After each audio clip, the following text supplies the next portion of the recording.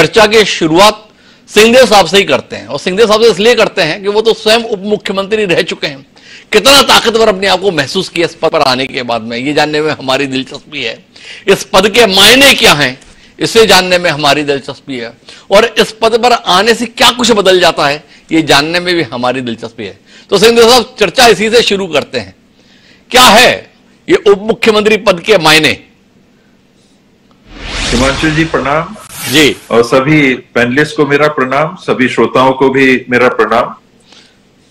ये एक तरह से देखें तो पॉलिटिकल एडजस्टमेंट के अलावा बहुत ज्यादा कुछ नहीं है हिमांशु जी। जी, और हम लोगों ने देखा कि इसके पूर्व भी, वर्तमान दौर के पूर्व में भी मध्य प्रदेश था, उस समय भी हमने उप मुख्यमंत्री देखे, हमने राष्ट्रीय स्तर पे उप प्रधानमंत्री भी देखे, और अभी ऐसी चर्चा है कि शायद 27 उप मुख्यमंत्री वर्तमान में देश के अलग अलग प्रांतों में बन गए हैं। जी, सत्ता में अंतर, अगर आपने कहा कि अंतर क्या आता है जी, किसी के संदर्भ में, किसी के परसेप्शन में या किसी के काम करने से, तो वो पद से नहीं है।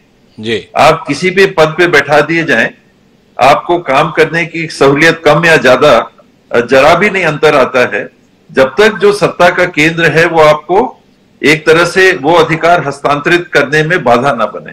जी, अगर वो हस्तांतरण है कि हाँ इनको किसी रूप में काम करने देना है, तो किसी पद का या किसी व्यक्ति का, आप किसी पद पे ना रहो, और ये हस्तांतरण है जो सत्ता का केंद्र है, जो शीर्ष पे है, कि नहीं वो ये व्यक्ति फलाना काम करेंगे, तो पद का मायने नहीं है। जी, फिर वो हस्तांतरण है, इसलिए आप काम कर सकते हो। अगर आपको पद मिल जाए तो अपने आप में, विशेष करके उप मुख्यमंत्री के पद में, प्रोटोकॉल है जरूर, जी, लेकिन किसी फाइल में दस्तखत करने का कोई विशेष अधिकार या अन्य कोई विशेष अधिकार कहीं कुछ नहीं है।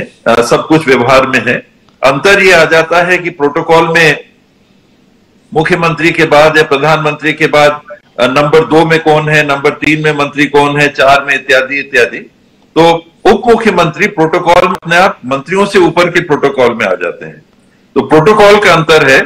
आप हवाई अड्डे में जाते हैं तो मेरे को पहले अंदाज नहीं था, पर मैंने महसूस किया कि कुछ गार्ड आ जाते हैं, कुछ सिक्योरिटी आ जाती है, आपका मोबाइल भी चेक नहीं करते हैं, सीधे जाने देते हैं। तो ये छोटी छोटी, बहुत छोटी छोटी बातें हैं जो होनी भी नहीं चाहिए।